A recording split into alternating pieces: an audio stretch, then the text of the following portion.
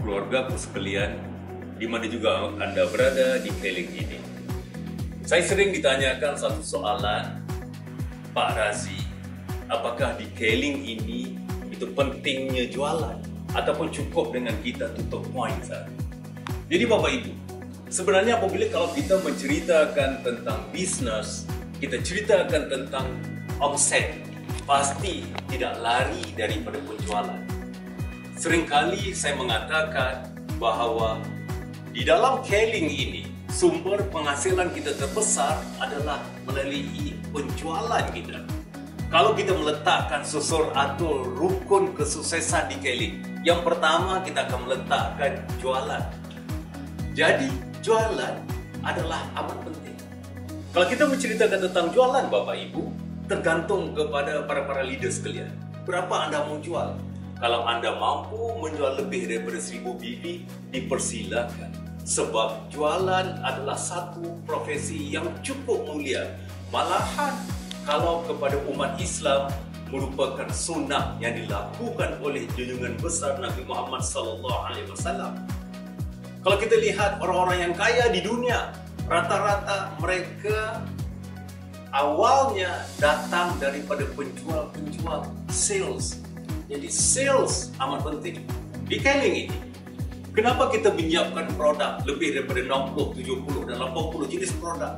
Untuk memastikan bahawa para leader semua, ahli keluargaku sekalian, Anda bisa memilih produk mana yang Anda benar-benar yakini, cocok dan benar-benar dibutuhkan oleh customer Anda.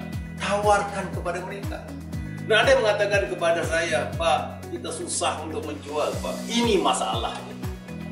Masalahnya adalah seringkali kita akan mengatakan bahawa kita senang kepada seseorang, kita kagum dengan daya kepimpinannya. Seperti mana kalau umat Islam, salah satu pemimpin agung yang harus kita contohi adalah junjungan besar Nabi Muhammad SAW tersebut. Ataupun mungkin daripada pembisnis yang besar. Kita kagum dengan mereka.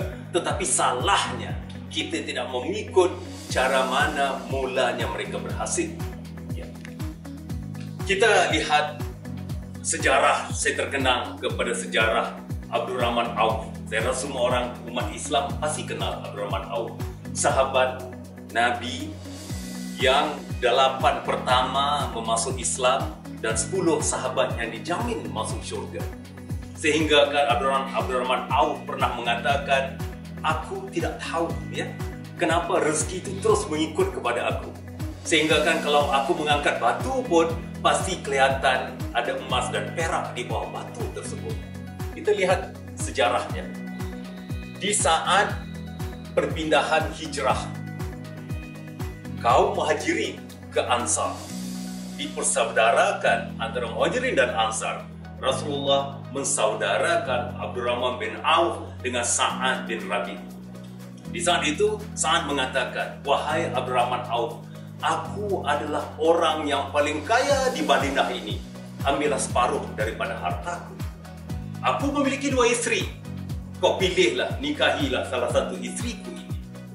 Tetapi, apa kata Abdurrahman bin Auf? Dia mengatakan begini, syukur kepada Allah, semoga Allah terus memberi keberkahan, kesejahteraan dan keselamatan kepadamu, wahai sahabatku, keluargamu dan hartamu. Aku tidak butuhkan itu. Cuma tunjukkan kepada aku jalan ke pasar. Tak boleh tunjukkan jalan ke pasar. Abdurrahman bin Auf telah mula berdagang, menjual di situ. Dan keuntungannya cukup banyak sekali. Rahsianya, kata para sahabat, adalah Abdurrahman bin Auf, dia menjual dengan cara yang benar, halal. Dan tidak ada subahah ataupun syabah. Yaitu sesuatu yang tidak jelas, halal dan haramnya, Abdurrahman bin Auf tidak akan menjualnya. Ya. Dan begitu juga kisah-kisah dengan Presiden Amerika yang kedua. Ingin membeli sapi, bertanya kepada penjual sapi, apakah sapi ini bisa menjaminkan susunya sebegitu banyak? Tapi penjual sapi mengatakan, aku tidak bisa menjaminkan itu, tetapi aku bisa menjaminkan bahawa sapi ini adalah dari keturunan yang baik. Atas kerana ketulusan, kepolosan dan amanah, ikhlasnya penjual sapi ini, maka Presiden Amerika tersebut membeli sapi tersebut. Jadi Bapak Ibu, sebenarnya kunci utama kepada penjualan adalah kita bukan menjual produk tersebut. Kita menjual kegunaan hasil produk tersebut kepada pelanggan. Jadi untuk itu, saya menyuruh kepada sahabat-sahabat sekalian, kalau ada daripada kalangan kita yang mengatakan bahawa sales tidak penting, itu sebenarnya tidak benar.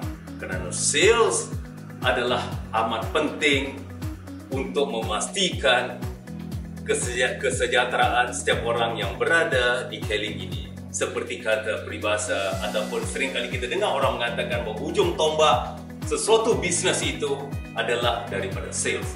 Jangan sesekali berhenti menjual. Apabila anda menjual, ingatlah anda telah membantu banyak orang dan semoga ini memberikan manfaat kepada kita semua. Semoga kita akan terus diberkati oleh Allah dan salam sukses sekali lagi buat anda semua. Sekian, terima kasih.